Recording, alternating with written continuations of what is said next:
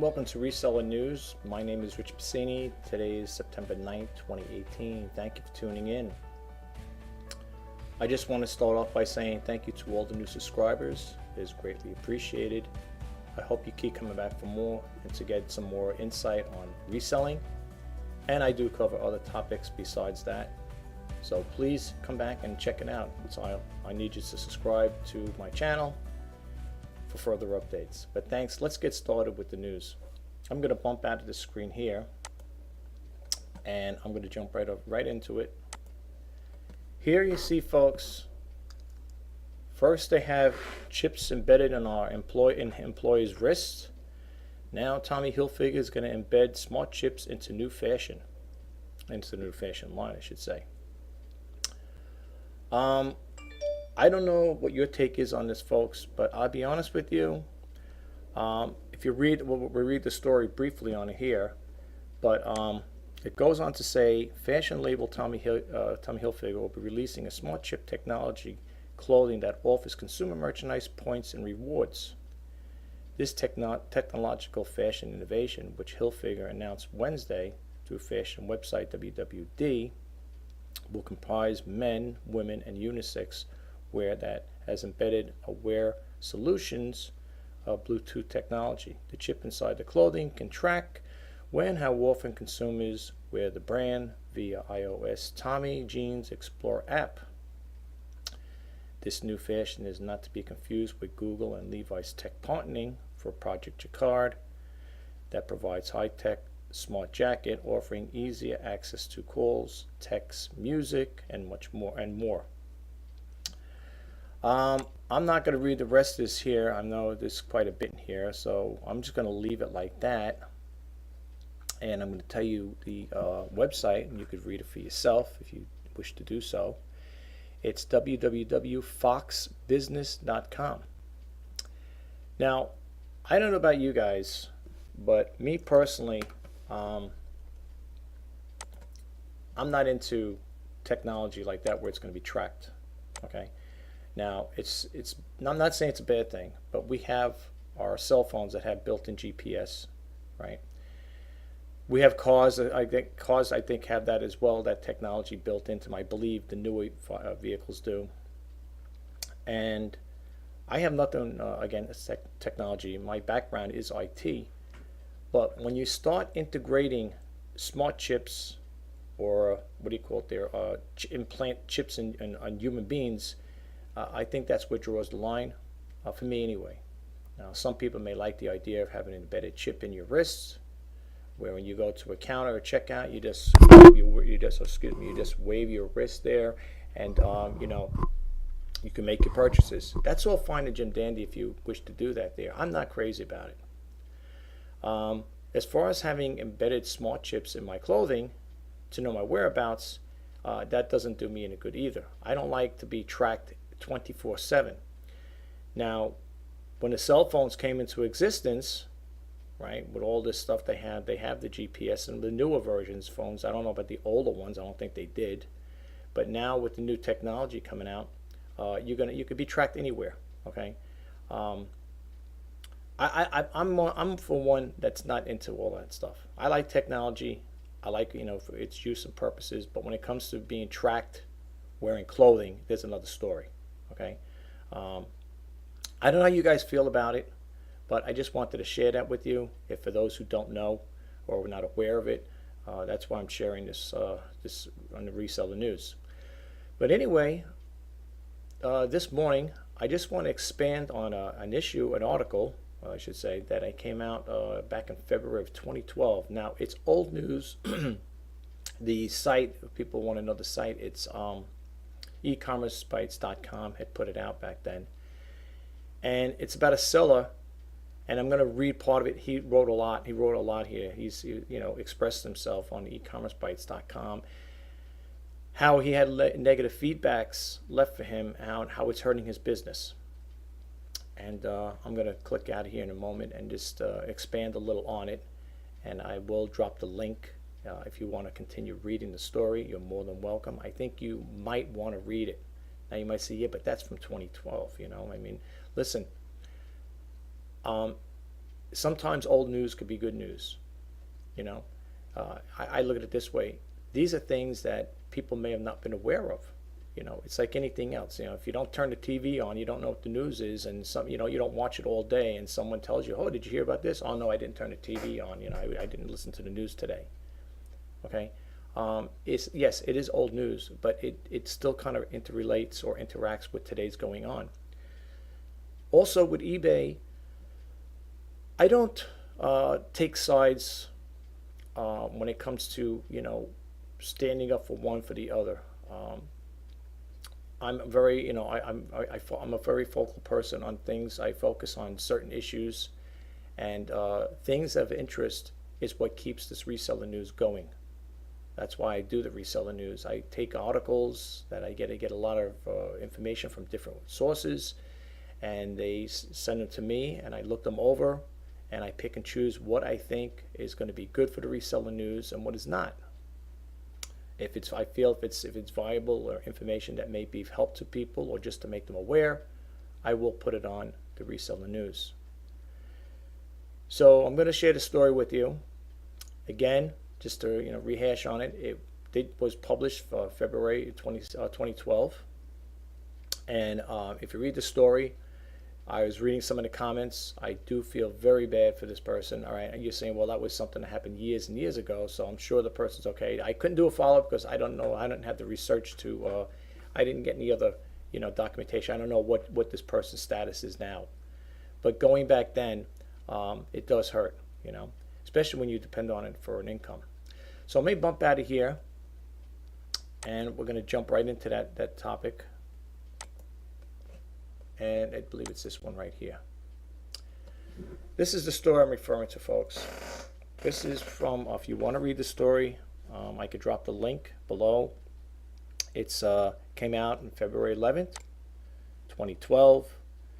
And the story is selling used and vintage goods put an eBay seller in jeopardy. Now, the person's writing into Ina Steiner, who I believe is the founder of this e-commerce bites. Very good site. I get a lot of good information from them, and like I said again, when I deem necessary to be put out there for you guys who are resellers, I think that, you know, it might be of help. Even though, like I said, it's old news, but let's read what it says here. Hello, Ina. eBay's new DSR is suddenly financially ruined me and my family. I've been a seller on here since May of 1998. We're talking nearly 14 years. I've done this full time since the year 2000. I have thousands of happy customers and have many wonderful new friends on here. eBay has changed my world for the better. In short, a string of unusual, short string. Okay, I had a short string of unusual string of basically dumb luck in December. A lot of strings in there. Okay. I had a few complaints which I was able to resolve, with a couple of people leaving me a negative feedback over the items that were actually disclosed in the auction. And it goes on to say, this guy's writing a lot. This person here is writing a lot, so I'm not going to get too much into it. Okay. It goes on to say over here, the one customer said he read about it after he received the item. I asked if he wanted to return the item for some cash back, or his response, I want to keep the item, but we'll just proceed with the negative feedback. Yes, he did that along with low stars in the detailed seller rating area. I followed up if there was anything I could do to change it, and he would not. I sold another item to a new eBay with 6 feedback. Every issue he complained about was listed in the description. He left me negative feedback and escalated before I was even given an opportunity to make things right. You know, folks, when you have buyers like that are very persistent and they don't want to, you know, come to a reason as far as making, you know, any kind of resolution as far as like, you know, hey, you know, give the seller an opportunity to, you know, make good on it. Some people will just, you know, because they're so upset or annoyed or whatever, they will just proceed with the negative feedback. And I'm not crazy about that. I think everybody on both sides should be, seller and buyer, should be given a fair chance to express themselves and to make things right. But in this story here, it didn't seem like it went that well for this gentleman or this seller. So let's read a little about it. I'm going to pick up some highlighted things here. I'm not going to read the whole story because it is a lot to read, and we'll be here all day. As you can look up here, I do have some windows I want to go over really quick with you guys, hopefully. I want to talk about, let me see here. Let me just scroll down here, folks, because I'm not going to read all this, like I said. Okay, collecting interest.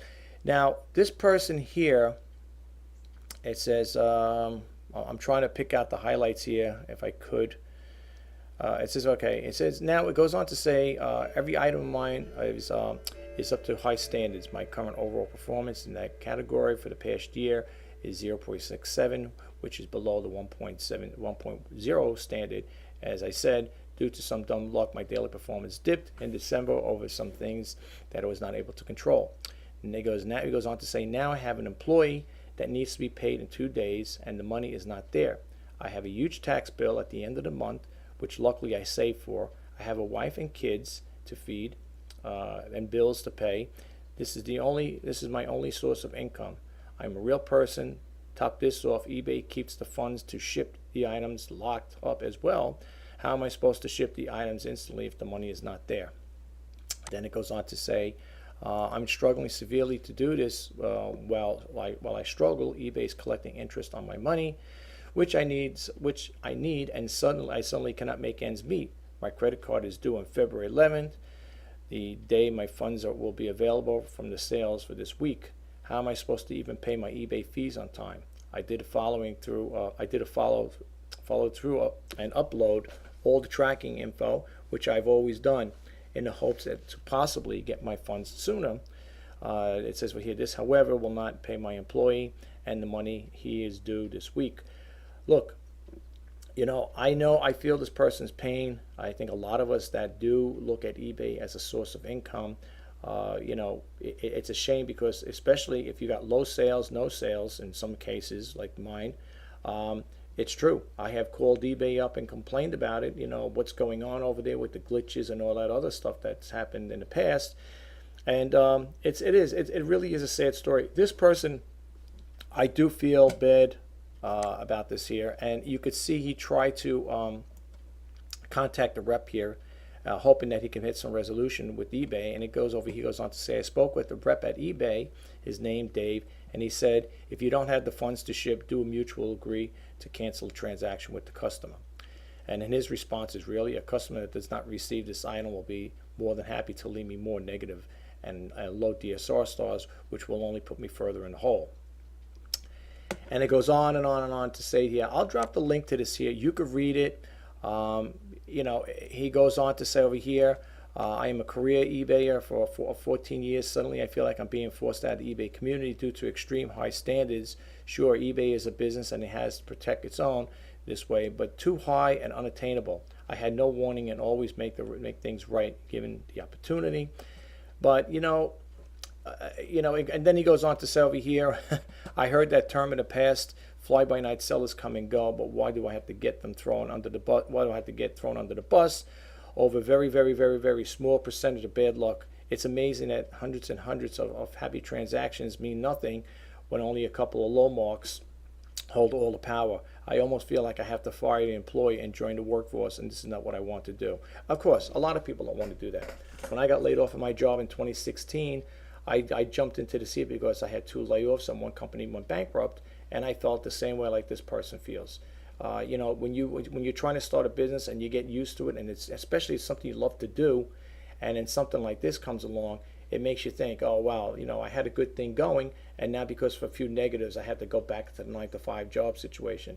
A lot of people that do eBay, that really get involved with this here, really love this business. Some people do it as a part-time thing, or some people do it as a hobby. But for the people that do it as a full-time income, like this person does, I don't know if it's a he or she, it's sad. It really is sad. But I'll drop the link to this down below, and you could click it on and read it. I always like to read the comments that people leave, And some of the stuff is like, here's one over here. It says eBay has been consuming itself for the past 5 years. The eBay marketplace has in fact been stagnant since 2008, since the impeccable from the Bain and Company and John Donahoe was handled the tiller. Then it goes over here. This is a horror story. My heart goes out to you. Unfortunately, you are not the first to go through this, and you will undoubtedly not be the last. But here's, like I said, if you look at some of these things that people write, look at this one here. This person wrote here as I said, I'm not going to read all of this here. If you have the time, and look at this. I mean, this person goes on. That's from one person responding on the thing here, the comment. Look at this. Look how big it is, how long. Okay. And then a lot of people have been responding. Like I said again, look at this, another one that leaves a lot of response here. I can't read all this here because, like I said, we'll be here all day. But check it out. The story you're looking for. Now, remember, this came out on February 11, 2012. The story you're looking for is seller used. I'm going to put the link in it, but this is the one you want to read. The selling used vintage goods puts the eBay seller in jeopardy. Okay, just remember that. Yes, people say, well, why would you post old news? It's to make you aware of what's going on. Okay, there's nothing wrong with old news because sometimes the old news could be good news. You know what I'm saying? Especially if you're not aware of what's going on.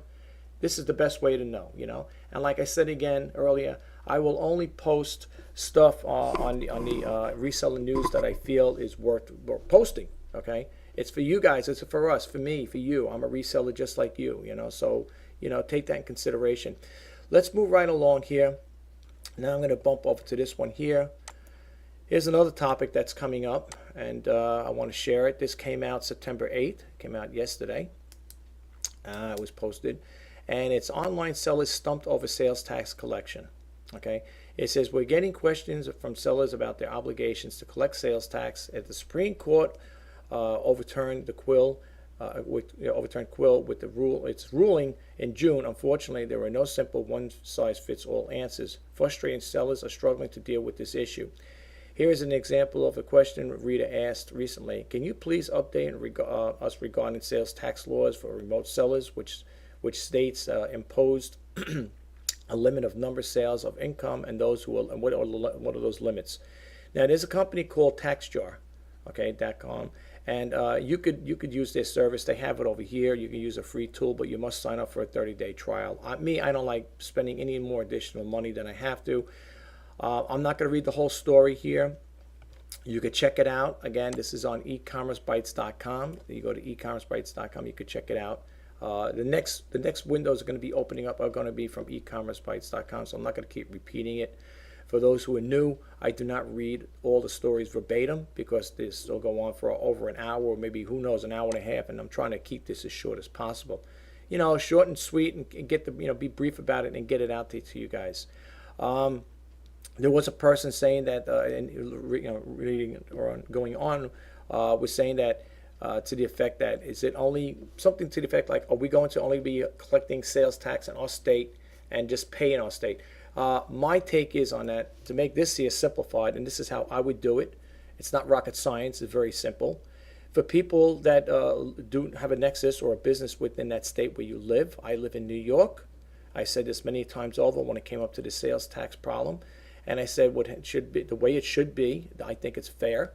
Is that if you have your business is in New York, like mine is, to collect the sales tax from all the New York residents who purchase from you, and therefore tax time comes, you submit it to like for me, I would submit it to the New York State Department of Taxation and be done with it. Okay, if they're going to have it where there's going to be 45 states you have to collect in so many different jurisdictions, most small sellers, I include myself, I don't know if I'm going to go that route, to be honest with you. So, and the thing is, you're not going to be able to escape it, because if you say, well, I'll just go to Amazon or I'll go to Etsy, Mercari, whatever, they're going to follow the same guide rules. Okay, so it's like, if people think, I'll just go to a different website, it's not going to work that way. I don't know what the outcome is going to be right now. I think something they mentioned, I was reading a story, something about October 1st or some news will come out about it. I'm sure eBay will post something about it, giving the sellers, or hopefully will give the sellers and buyers a heads up as to what's going on with this tax issue, online sales tax issue here, and therefore we'll have to make adjustments. I'm hoping, I can't say for sure, like I said again, I'm not going to read this whole story. I'm hoping that they will just work it where If you live in whatever state you live in, you're going to collect the taxes, the sales tax from those people that reside in your state. I can't see if I'm living in New York, I had to collect sales tax in California, Oregon, Texas, Arizona, and then submit it over to them. That would make no sense whatsoever. However, I don't know if that's the way it's going to work. I'm kind of like in limbo with this here. The reason why I'm bringing it out to you guys is to see what your take is on it. If you want to leave some comments and let me know what you think. I have no problem paying taxes on the sales that are made in New York. That's all fine and Jim dandy. I think it's the right thing to do. But again, if they're going to have it where, small sellers, and I don't know the threshold, they may have a small threshold where they say, well, if you make a certain amount of money, like let's say you're a size of Wayfair, a big corporation like that, and you do sell in high volume, you're making millions of dollars a year, yes, by all means, you could afford, first of all, you could afford the tax people to help you out with that. A small person like myself, who's a one guy, a one owner business, I can't, cover all of that. I know people say, well, they'll probably have tax software for you to do that. I don't think that's the right way to go, to be honest with you. I think it's going to be very confusing. And I think if that gets put into place, I think you will have a drop in. I think eBay will have a drop in online sellers. Will probably bump off it, because who's going to want to do all of that there? Who's going to want to collect sales tax in all these different states? And then you got to make the submission to all these places. I mean, it'll be a madhouse, But I'm not going to expand too much in this here. I want to bring it out to your attention. Check it out. Read the story. Again, you know where to get it. If you can't find it, do Google searches, folks. Just type in there on this particular one. If you can't find it, just say online sellers stumped over sales tax collection. I'm sure it'll bring you to this website. Let's move right along. Here, this is another one. It says over here, more info for sellers as eBay kicks off new managed payments. This came out September 8th, 2018. In the 2 months since eBay invited some sellers to participate in its initial launch of managed payments that's scheduled to begin this month, eBay has provided additional information about the program, although questions remain. eBay is taking over management payments from PayPal and expects to complete the transaction by 2021. Why is it doing so? And then it says, we explains in the frequent asked questions. I'm not going to get into this here. You could check it out for yourself. I don't know how that's going to work, to be honest with you folks, with this new payment system from that eBay is going to embed into their platform. I don't know how it's going to work out. I think I was reading someplace. I think PayPal, not PayPal, I think Amazon has got a new service too. I think they're putting into their system. I don't know if it is PayPal, if it's another paying service, but if I find out, I will let you guys know. But it seems like they're going that route. PayPal, I'll be honest with you, I really do like PayPal a lot. They're very good to me. I mean, as far as I never had any problem with them. When I did have issues with them, they did make good on it. For me, this is me speaking personally. I like them. I don't know how you guys feel about them. Some people may have a different viewpoint on it. Some people may agree to disagree with me, but they've been always good to me. I have no problem with them as far as that part goes.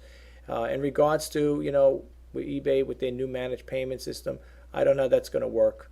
I hope it ain't going to be a nightmare. And again, like I said, there's different changes going on. They're rolling out all these new ideas and programs and stuff like that. I know they're trying to, help, well, at least they say they want to try to help sellers and buyers on both ends have a good experience with eBay. But something, folks, I'll be honest with you, the way it's been going with the software glitches, I was just doing some updates on mine. I did a video yesterday, I don't know if you guys seen it, about the removing active content. And I noticed on some of the ones I was changing, some of the pictures I had on there have been removed. It's crazy, but what are you going to do? It's their platform. If you want to, my suggestion is, and I'm not trying to be mean, I'm being upfront and honest. In some cases, if it gets to a point like this, what I think my personal take is, a lot of sellers may start getting their own website and start trying to sell on there. Now, you might say, yeah, but that's not going to be, they're going to not get the exposure like you would on eBay or Amazon. I understand that. But I think as time goes on, I think that's the way people are going to end up going. Because first off, the listing fees on eBay and Amazon, like I said, they're nothing to write home about. They can really hurt your business. I've done this. I've done stories like this before where I had more money going out than coming in, and that's pretty sad. Okay, seriously, that's pretty sad. When you have more money going out than coming in, and if you don't have enough money, if you're not making enough money for the month to cover your eBay listing fees, that is terribly that's bad. It really is. So I don't know what the future is for eBay. There's too many variables with it, and I'm starting to think myself, what I'm going to do going forward. I do, like I said, I do like selling on this platform, but at the same time, if it's going to be a situation where I can't make money off it, then why be on it, right? Let's move right along. Let's go over here. Let's get rid of this one here so I don't keep repeating the same things over and over again. Okay, we got this one we're working on. Here's another one here, Collector's Corner. It says over here, this again came out September 8th, how cultural changes are impacting collectibles. The ancient Greek philosopher Heraclitus, I can't even say his name, 535 to 475 BC, stated that change was the only constant, and that dictum certainly applies to collectibles. A few Beanie Babies, fidget spinners burst upon the scene, inspiring a frenzy of buying and selling, only to quickly fade to the relative obscurity. Some remained popular for a number of years, only to fall victim of that sudden supply. Remember how the establishment and the internet auction stimulate the flood of previously scarce Avon bottles. It's funny to talk about those Avon bottles. I know what they're talking about. I've seen so many, I didn't even bother buying them. There was such a low market value for them. It says, interest in the collectible never recovered. With collectibles, folks, you got to be careful with that there. I hear a lot of things about people talking about everything that's collectible could be worth money and stuff like that. And I did my own research on it. And one day I'm going to do a video on that there, showing you, that things that supposedly are worth so much money, and you find out later on that they're not. It's very hard to find out that diamond in the rough, so to speak. I think a lot of people always think that, I got this item, it's collectible, it's going to make me a fortune. You find out later on, it's very disappointing when you see what they're offering out there. I take everything with a grain of salt, but it says over here, I'm just paraphrasing something, so I'm going to just go down here really quickly. It says over here, shifts in the cultural, I'm skipping here, of course. Shifts in cultural are also affecting collectibles in other interesting ways. Judging women based upon how they look appears to be no longer acceptable. For this reason, the organization running the Miss America competition has started to drop the swimwear part in the event that it's stated that candidates will no longer be judged from the outward appearance. It is unknowable whether this will change the sentiment and eventually become predominant and have an effect on the general collectability of bathing suits. But from a purely historical perspective, the swimwear will probably retain some value in museums and scholars. Yeah, there are certain things, like I said, that are going to, have some value to them. But again, I did research on a lot of things I thought were going to be very valuable, and I found out, like I said again, the what you can sell it for, what you're going to get for it was very undesirable for me. I wouldn't buy certain things. I've seen collectibles in antique stores and stuff like that. And again, like I said again, I did my research on it. It was nothing to write home about. If anybody does get involved with collectibles, you might want to look into this article here. You can read a little more about it. I'm not going to expand too much on it because, like I said again, too much text we'll be reading, and this will be going on a lot longer than expected. So I'm going to bump out of here. You know the site. Let's go to the next one. Let's see what's here. Let me get rid of this one first here. All right, we're going to check on this one right here. Okay, this one here came out today, September 9th. E-commerce bites sound off letters to the editor.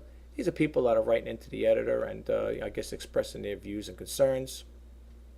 It says over here, just to read the top of it, it says in every issue, readers sound off about the issues important to them, from shipping issue payments to payments processing, from fees to online marketplace policies. E-commerce bites sounds off gives you a chance to air your views.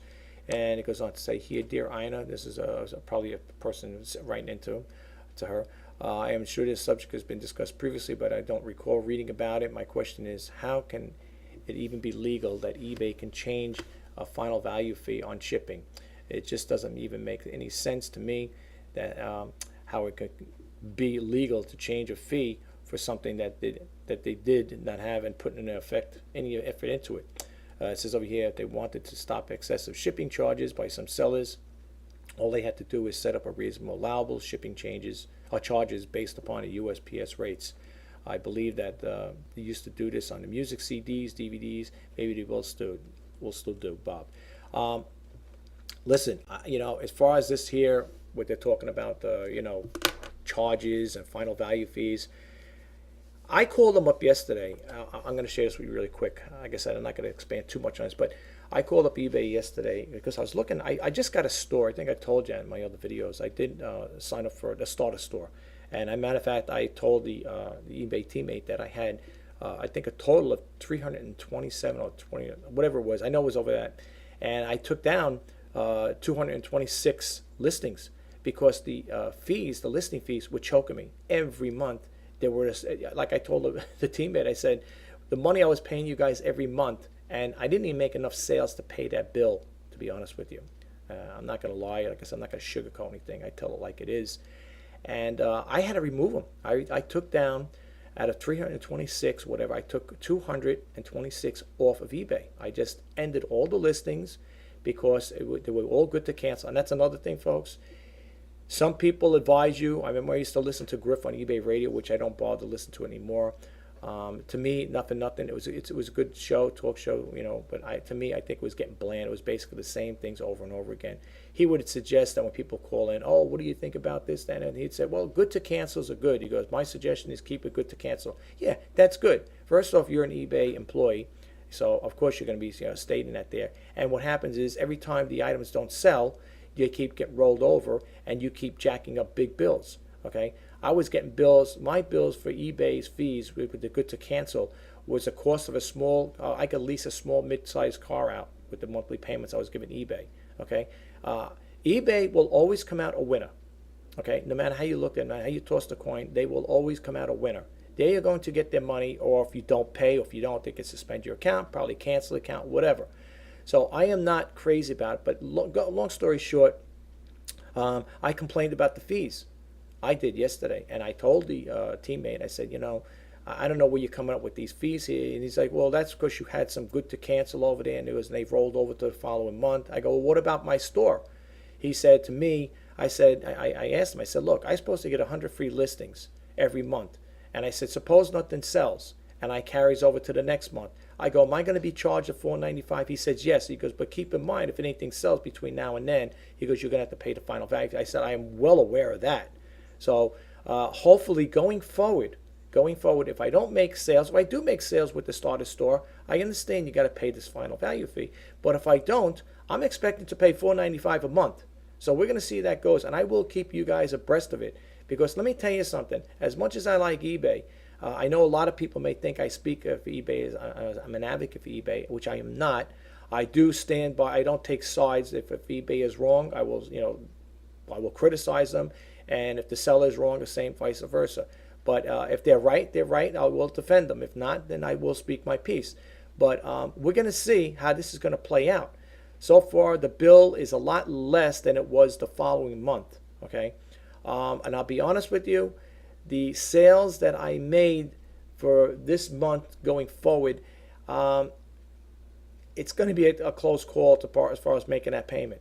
I know you're probably saying, wow, this is crazy. But it is what it is, folks. Like I said, I'm not going to sugarcoat anything. I tell it like it is. But you can read this story, and let's move right along. Okay, this one came out Saturday. Let me get rid of this story here. Let me go back to this one here. All right.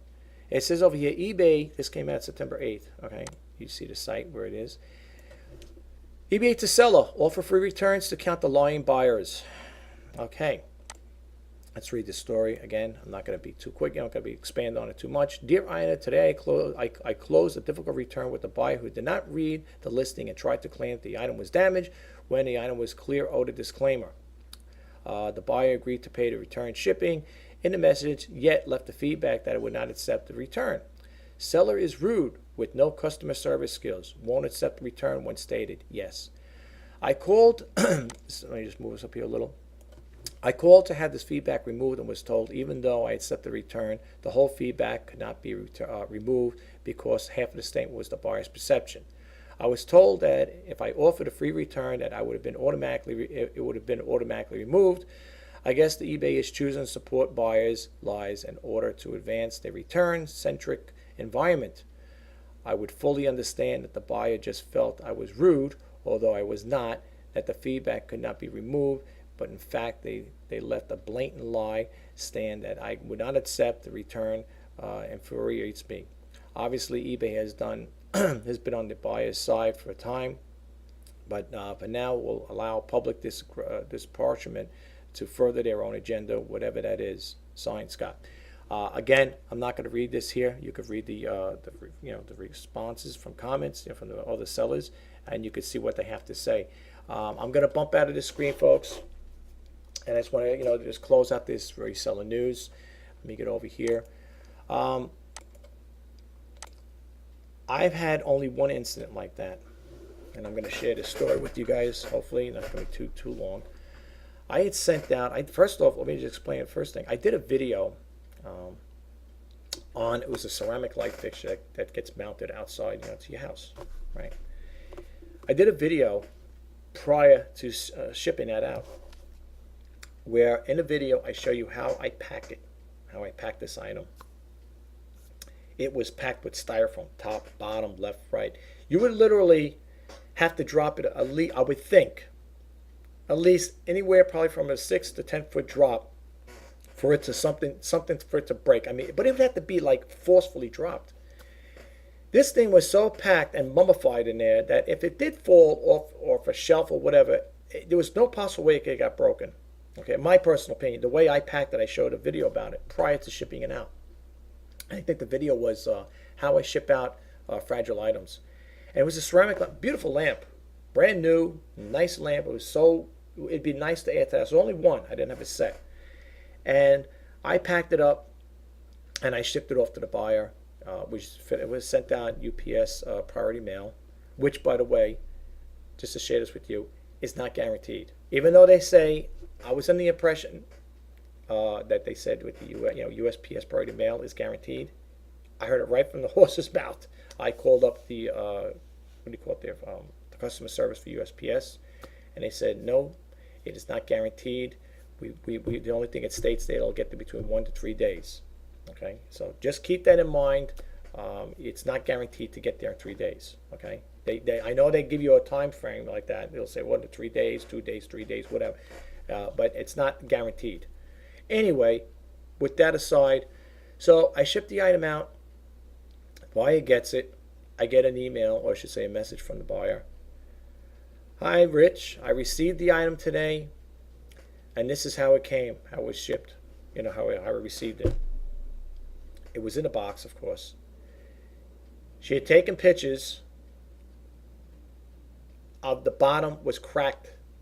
The top had a chip in it, and she goes, I was so looking forward to receiving this. I wanted to put it on my house, and this is how it arrived.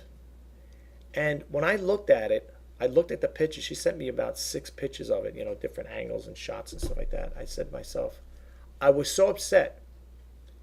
So with that in mind,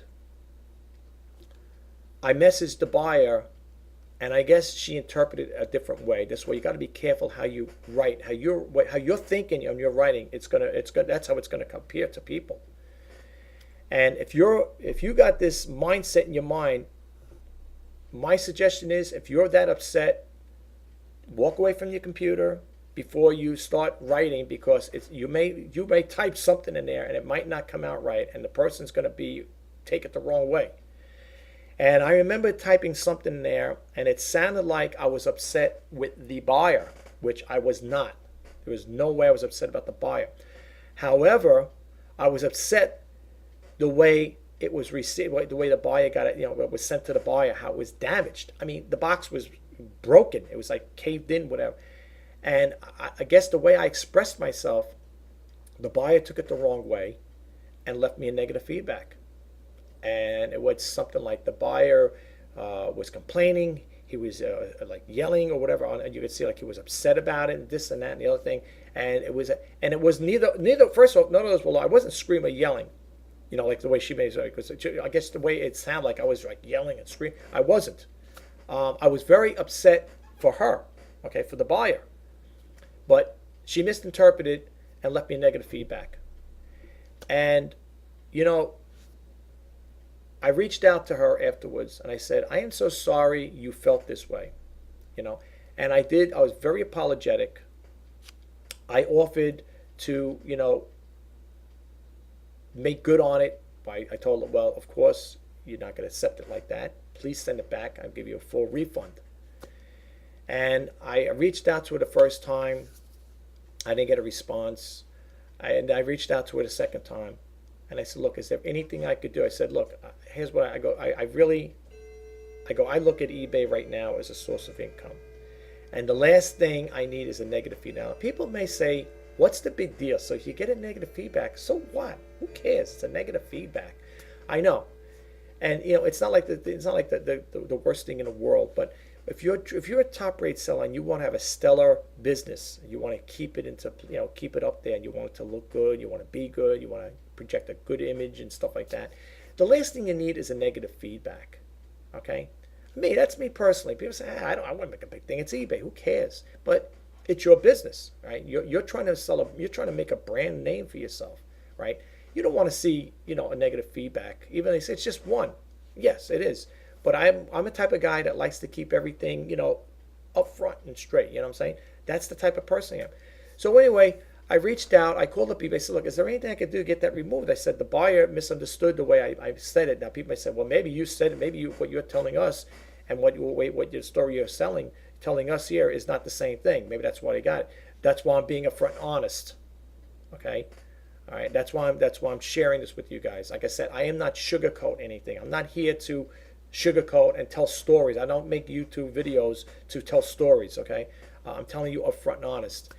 And I explained to eBay, and they said, well, that's totally up to the buyer. You have to contact the buyer, and it's at their discretion if they want to remove it. So yes, I did contact the buyer the second time. I gave I was fully apologetic. I said, I'm sorry if I came off, you misunderstood. I said, please understand, I was not upset at you. I was upset the way you received it. I said, I felt so hurt for you. And I said, if there's anything I can do to change your mind, to remove this negative feedback, please let me know. I said, I will offer you, I'll offer you a free refund. Of course, you're going to get everything back and then some, your money, what you paid for it, because I offered a free 30-day returns and stuff. And I said, you don't have to worry about that. Your money will be covered. You're going to get that back. The only thing I could do to try to make good on it is, if you want to pick an item out, I could work something out with the shipping, maybe offer free shipping or whatever, or maybe give you a discounted price. I said, so please let me know. I said, again, I do apologize. Please accept my apologies. I'm sorry for the misunderstanding. If there's anything you could do, if there's anything I could do to change your mind, to have it removed, I greatly appreciate it. A day or two goes by, and I get a message from the buyer saying, I'm really sorry that I left the feedback like that there. I know you're a genuine person. You seem like an honest person. I said, this person said, I'm sorry, that I left the feedback like that. I said, I took it the wrong way. And I said, I will remove the negative feedback. And I messaged back. I said, well, thank you for your kind understanding. I said, I really do appreciate it. I said, it means a lot to me. I said, because I'm trying to, build up a business. And, I told a story, not a sob story, but I did tell the buyer. I said, well, back in 2016, I just got laid off from my job. And I said, I'm trying to establish a business on eBay, a presence here. And I said, it would really help.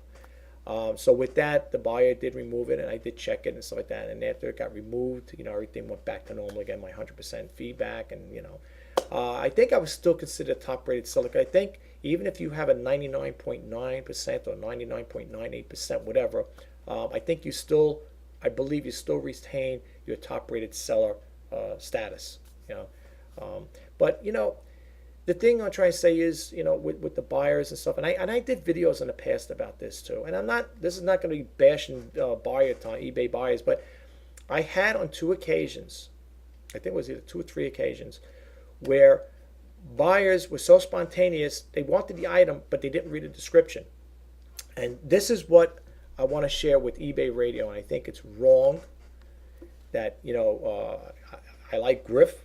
I like Griff and Lee Marable. She's since retired. Now, as you know, eBay Radio is no longer on internet. They have a podcast. I didn't bother to listen to the podcast. I think it's out once a week. Griff would say, don't have too much wording in your description because the buyers ain't going to read it. Okay?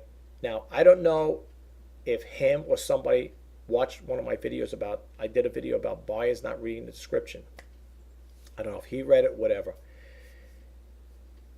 Going forward, later on, listen to the stories, listen to the show, I noticed later on that he kind of like contradicted himself and saying, well, you got to be descriptive and stuff like that and so on and so forth. Folks, let me tell you something. When you're running your description up, okay, when you're running your description, be cryptic, but be very definitive. If there's a chip or the part missing or something's broken, be upfront. If you're selling for parts, not you working, whatever, be upfront and be honest. That's all I could tell you. And yes, if it turns out to be a couple paragraphs where it's like, I'm not saying go write the Gettysburg Address describing this thing, but be very detail oriented when it comes to, selling these items, because it's going to reflect on you. It is. But now, with my story, you're going to say, well, you did it, and look what happened with you. There's a flip side to it. Yes, I was very definitive. I was very descriptive. But, and it's a but, the buyer did not read the whole description. And I got a message saying, they opened up a case against me saying, item is not as described. And I'm like, what? You got to be kidding. How could that be possible? I describe everything. When I do my videos, my sneak peek videos, demo videos, basically sneak peek videos, I tell people what the problem is, or if it's missing something, if it's got a chip or a scratch or it's damaged, whatever. In my sneak peek videos, that's what I tell people. I'm telling them the condition of it, especially if I go thrifting. If I come back, I make sure I catalog them. I make sure they're clean and well presented before I put them on do my videos, because of course you might have a little dirt on here with dust, whatever you want to clean it up. But I will tell a person, and I look at these things before I even do my videos to make sure I'm not missing things. Sometimes things will get missed on the video, but will be in the description. Okay, so what I'm saying is, even though I do a sneak peek video, if I do miss out on something, let's say I'm doing a video, I'm showing something, and then later on I'm getting ready to list it, and I say, oh my gosh, I left the chip out, I didn't put that in the video. It will be listed in the video, okay? In the description, all right? So yes, I am an upfront and honest seller. I have nothing to hide, again, okay? I'm going to do the best I can with what I have, and that's why I like videos. And that's why I do my sneak peek videos. I like them. I love them, because they say a picture tells 1,000 words. Well, a video tells 1 billion words, as far as I'm concerned. Okay, what better way to describe something was with a live video? Okay, and I would look at it and I would tell a person, this is what it's got. It's got a scratch here. It's got a ding here. Whatever. All right. So the thing is, as far as advice what Griff gives, and like you gotta understand now. Let's be upfront and honest here. He works for eBay. Okay, and I tried his tactic, the good to cancel. Okay, and I know what the thing is with the good to cancel is, let's say you forget and you don't relist the thing, and it because your items will disappear if you do it that way. Let's say I have something for 30 days, and I just forget about forget about it. After so many, I don't know, she said either 30 days or 90 days, or 60 days, I think they disappear. With the good to cancel, they'll constantly keep relisting it if it doesn't sell. And that's how I was racking up big insertion fees, okay? I'm a small-time seller. I can't fathom the idea if I had thousands of items up there, what those people must pay if they do the good to cancel. My take is, if you're going to do it, if you're going to sell on here, if you want to do your 30 days, which some of them will suggest, do your 30-day thing, but don't do good to cancel, okay? My other tip is, if you're going to sell something cheap, don't put best offer into it. Seriously, if you're going to sell an item cheap, do not put best offer in it, because you're going to regret it big time. I've done that because I wanted to move stuff. I figured, sell high volume and get a small, make a profit. And let me tell you something. I tried that tactic, and man, it did not work. I was getting offers so ridiculous, so I just hit the decline button. Boom, decline. And the other take is, if you are going to sell something cheap, okay, uh, don't offer free shipping unless you got it all padded in. Figure out your cost of goods, what it cost you, your markup price on it. But if you are going to offer free shipping, folks, incorporate that into the price, okay? And if you're going to do cheap, like I said, you don't sell it with best offer. If that's what you're looking for, something, if I'm selling something electronic, a laptop, whatever it is, or some kind of device or something electronics, make sure you have that shipping price padded in there. And if you're going to do it that way, if you're firm on a price where you're going to, let's say you say, well, I want, if it's a laptop, I want $200 for it, and that's what you want with free shipping, make sure it's padded in. Make sure you have a decent enough profit on when you mark it up. Okay, keep that in mind, and don't offer best offer with it. Okay, that's my suggestion. And the good to cancel, unless you're making phenomenal sales every month, I wouldn't keep doing it, because what happens is I had 326 listings. And when those things, a lot of them didn't sell, I accrued all that money again. And you might say, yeah, but how much of 326, what, 35 or 30 cents? How much could that add? It adds up, believe me. And especially if you're not making enough money from your sales to cover that, that's even sad. It really is. But that's my suggestion. I mean, as far as look, I don't have books to write. Okay, I'm not going to sit here and write a book and say how to sell on eBay. It's very basic common sense. That's why when I see all these people out there, and I'm not here to bash anybody, but I see all these people putting out these books on how to sell on eBay, how to make money on eBay. It's very basic. I'll give you the free information right now, free. And I mean, it's free. It's simple enough. First off, if you're starting new, if you're new to eBay, sell stuff you have around the house. First, you open your eBay account, open up your PayPal account while it's still around. That's free to open those up, right? Well, just to register. Start off with things around the house.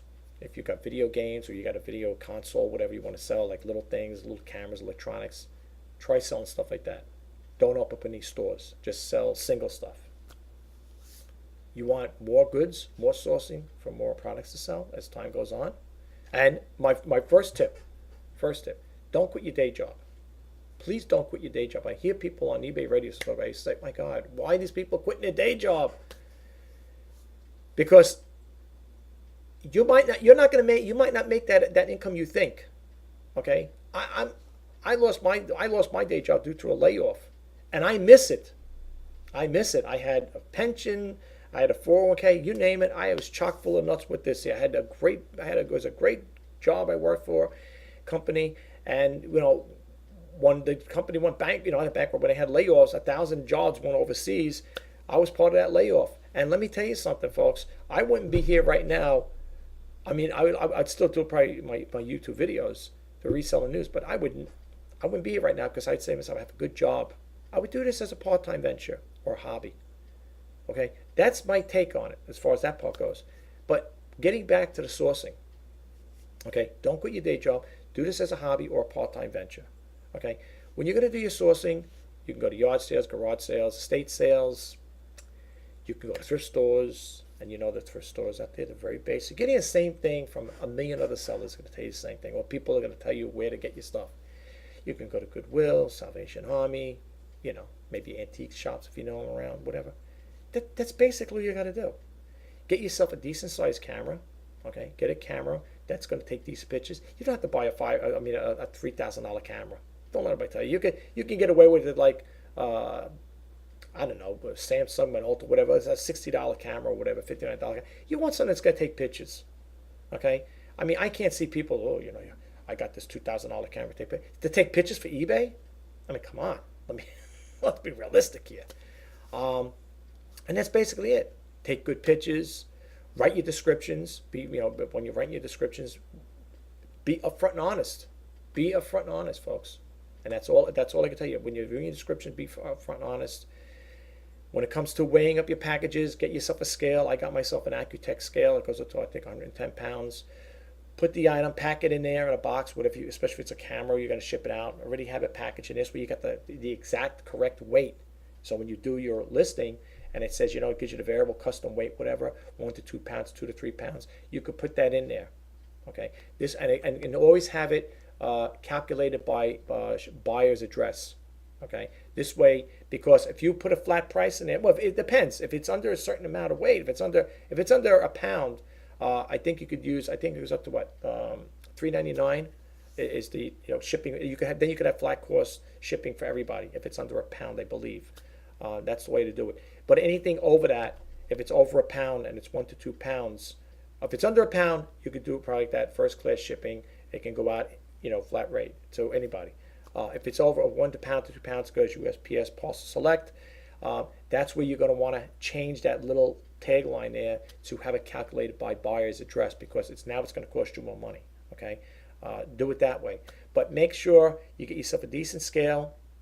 I have 2 scales. I have one I bought from the U.S. Postal Service. It goes up to 10 pounds. It's a digital scale. And then I bought one for 110 pounds, which I don't plan on selling anything 110 pounds because I'm getting older and I'm not going to lug or schlep a 110-pound item to the post office. That's not going to happen. So I bought that there, but I got the scale for good. It's an Accutech, a digital scale. And make sure your item's packed. You got the proper shipping on there. And this way, when you send it out, when you're doing your description, just how what the exact postage is. I mean, the weight. And this way, when you do your custom thing there, and that one there, anything over a certain amount like that, of course, you're going to have it where it's calculated by the buyer's address. Another little tip I want to give you guys, like I said, this is all free information. This is I'm basing my own experience and I'm sharing with you guys out there. Another thing is, when you're selling items over a certain amount of money, do yourself a favor. Okay, do yourself a favor. Send it out. It's going to get you get the delivery tracking, right, with eBay. All right, when you go through them, you print that, you post through them, you get delivery tracking free. All right, for peace of mind. Okay, peace of mind. Add insurance on it.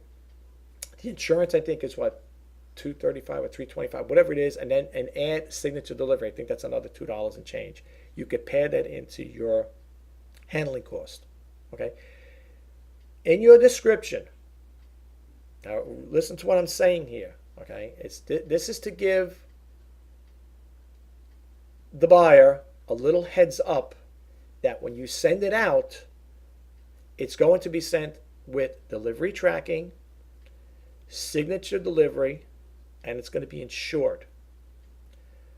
The insurance part is the good part. What I like is the signature part, and I'll tell you why. If anybody claims, quote unquote, they never received the item, if that's the thing there, okay, and there's been stories like that where people say, I haven't received the item. Now, I don't know what happens in a case like that. Is the seller out of loss? What happens? I guess the buyer's going to get refunded if it's, quote unquote, lost. Someone will have to sign for that. And I put that in my description when I'm selling items over a certain amount of money. I think you're getting my drip what I'm talking about here. It's to protect you and the buyer. Okay? No shenanigans. I'm not making any derogative statements. But as we know, there have been stories where people had claimed they haven't received their item. This way, if you send it with signature delivery, somebody physically has to sign for that. Okay? Now, if God forbid something happens like that, where the person says that, but you got confirmation that somebody signed for it, you could probably rebuttal that with eBay. And, eBay will be in your favor as a seller. It's more or less to protect you as a seller as well as them, but it's also protect you. Okay? If you get my drift, if you know what I'm referring to. It kind of like gives a little heads up out there. Like, this is how it's going to be sent to you. So please keep that in mind. Someone's going to have to physically sign for it. It will be insured because if it gets damaged, like my lamp. All right, that was covered. That was covered, by the way. I got the money back, but I put a claim in for it because I had to get proof to get to the post office that the buyer had sent me. I sent them the pictures and the letter. The message that she sent me that it was broken. So I sent them. I forwarded it over to the postal service. When I filed the claim, you got to do it online, and they favored all into it. I mean, I got my money for it. But here's the thing. The postal service does not pay for the shipping. As far as that part, I only got the money for the face value what it was worth. And when you're doing it that way, it's only up to $50. They guarantee that. With priority mail, you're insured free. You don't have to pay for any additional. Anything over that $50, then you got to pay additional. Okay, so up to keep in mind, if you're using priority mail and you're shipping an item out, if it's, let's say it is a camera or something like that, it gets damaged and the camera was only going for $50 or $49, whatever it was, they will pay that amount up to $50. But as far as I know, they didn't pay. But from my recalling, they didn't pay me for my shipping. They just paid the value of the item. So in other words, the way they looked at it was, even though it got there broken, it was still delivered. You still used their service. So I think in a sense, it's kind of fair in some part. It's better to get something back than nothing. So if I did take a beating on the shipping, where let's say it cost the buyer, because they got their full refund, they get their shipping back, they get everything. When it comes to the seller, I think if my memory serves me right, I only got back just what the value of the thing was valued at, and they go by that. So when you have your bill or your I print out transaction details on my, when I might sell something on eBay, I sent them a copy of that. This is what the item was before the shipping cost, and they went with that. So if the item was $49 or $39 minus the shipping, that's what they gave me. So the buyer paid $39 for the item. I got a check for $39. You know what I'm saying? That's how that worked for me. Okay, that's what I would definitely do though. But see, folks, I don't need to write a book about this here. I don't have to have a webinar or a seminar. That's the way it's done. It's plain and simple. I've been doing it now for almost going on a year and a half, 2 years now. Nothing phenomenal, not to write home about. I'm not saying I'm a success where I say, "Whoa, geez, the guy's making hundreds of thousands of dollars a year. He's right." I'm nowhere near that. Believe me, I'm nowhere near that. Okay, nothing, not even an iota, one iota to that. But this is the free advice I'm giving to people. Okay, I don't have to write a book on how to sell on eBay. It's very cut and dry. It's basic common sense. I don't need to write a 10 or 20 or 30 page book. That's why I used to get a kick. Again, I'm not getting on Griff's case, but when he used to write the book there, How to Sell on eBay, 200-300 page book like that, the books like that. And Umar would go out and buy something like that, How to Sell on eBay. And you have books that's this thick.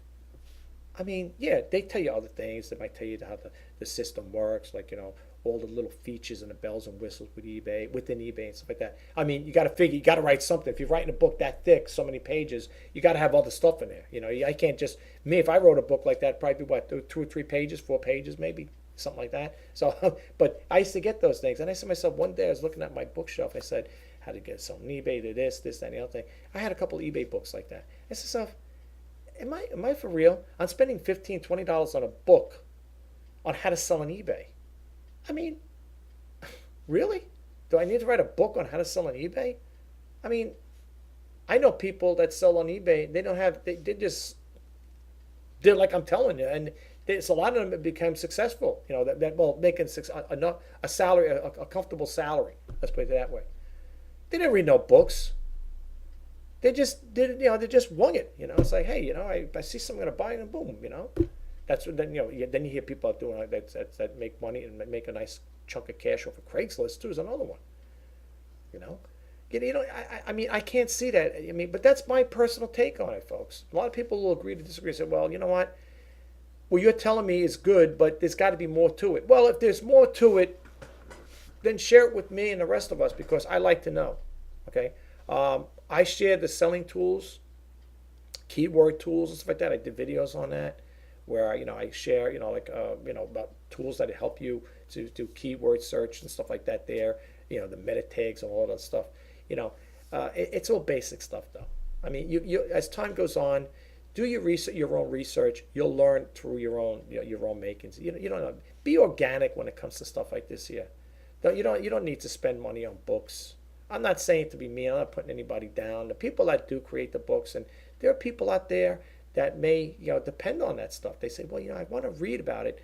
It's nice to hear somebody talk about it, but it's nice to have a physical book where you could actually read. Maybe on my lunch break at work I could read about it and stuff like that. That's fine. But I'm just saying, if you're starting off small, You don't want to start spending money haphazardly on things. I mean, something that's so basic, you know. YouTube is a great tool for a lot of things.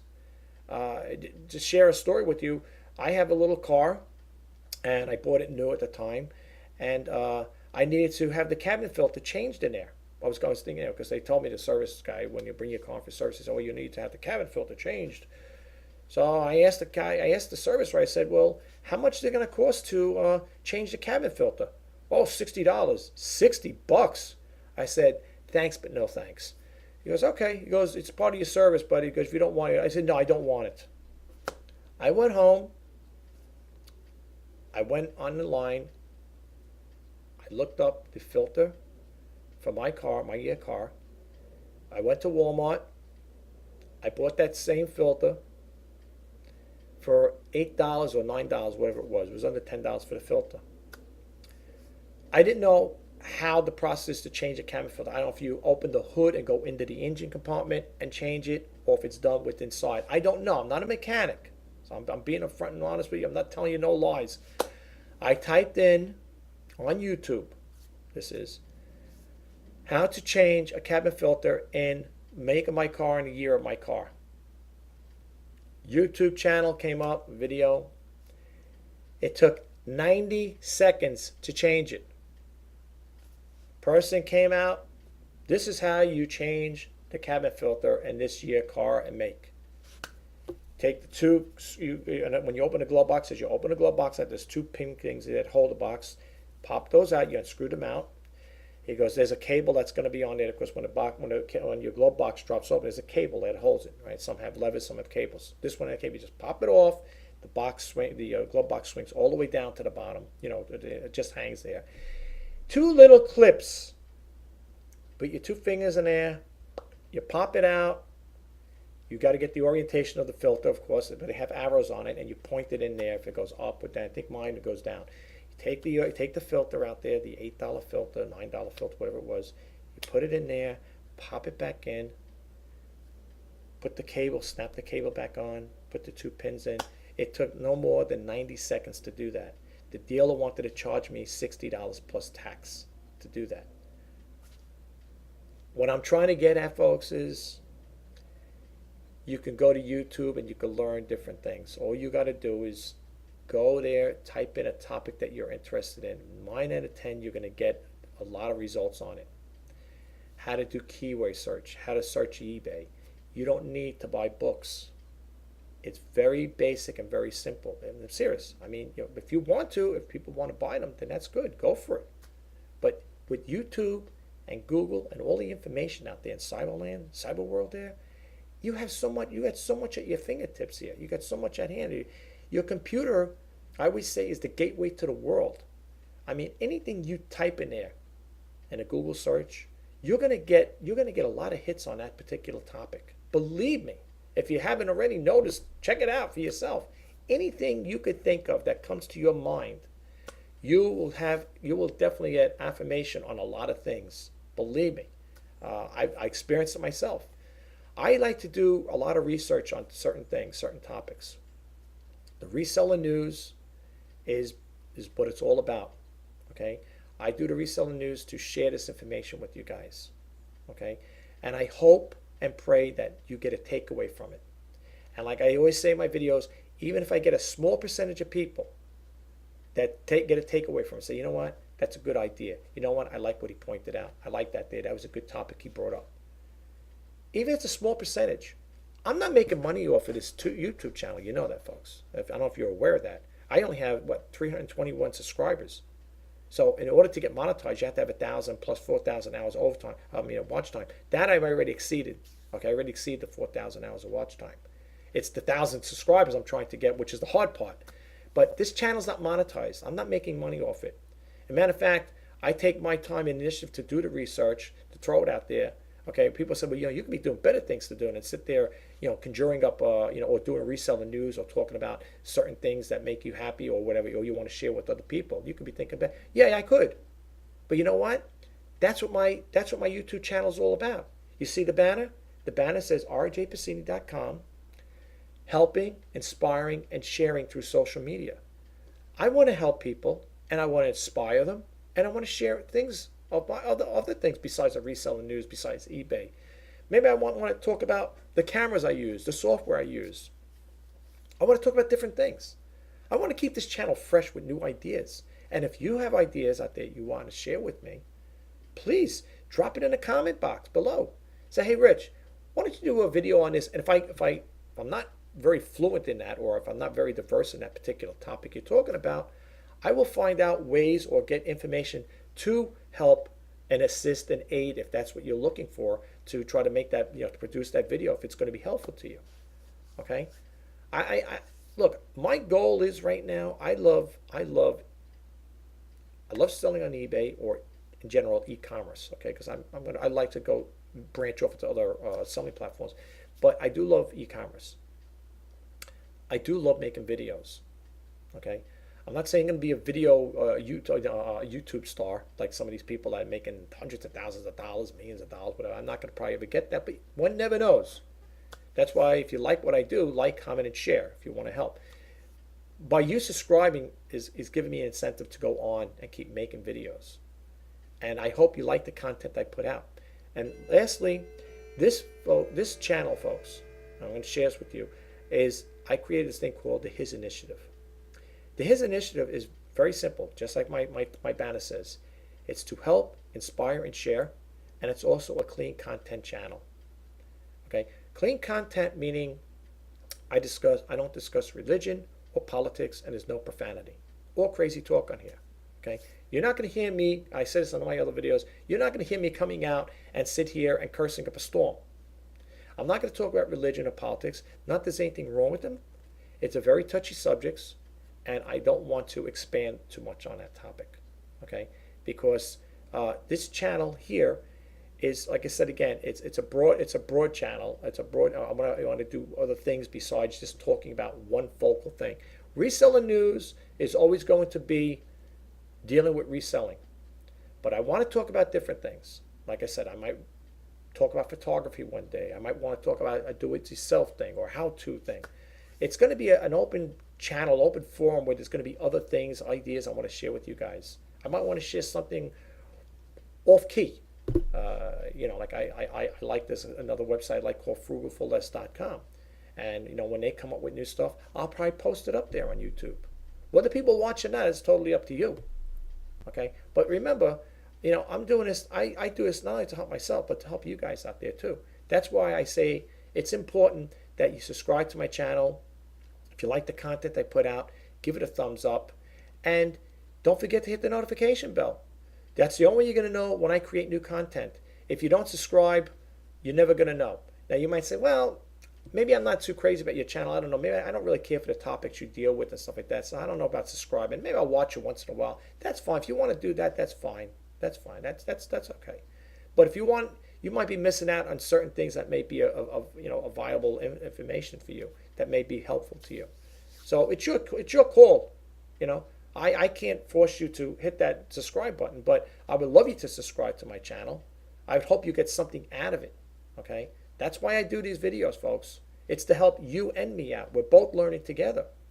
And what a great way to learn is by sharing and collaborating with one another, And this is the best way to do it, through social media. And, as time goes on, I want to do more and more, add to this channel and build it up and make it where it will become something. Maybe it could be something big one day. People say, yeah, you go to that guy's channel. He talks about different topics. He discusses different things. That's the whole idea, But anyway, without expanding any more on that topic, my name is Rich Piscini. This is Reseller News Weekends. I don't know if I said that in the beginning, but it's Reseller News Weekends, and it's September 9th, 2018.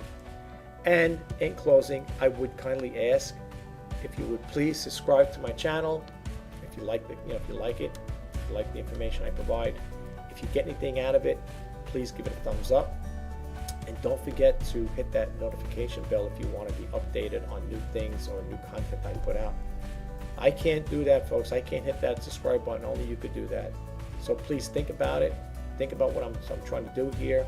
And again, if you like it, drop a comment below, as long as they're nice comments. I really would appreciate it. I would like to hear what you have to say. But thanks again. Enjoy the rest of your weekend. Have a great day. Until next time, take care now. Bye-bye.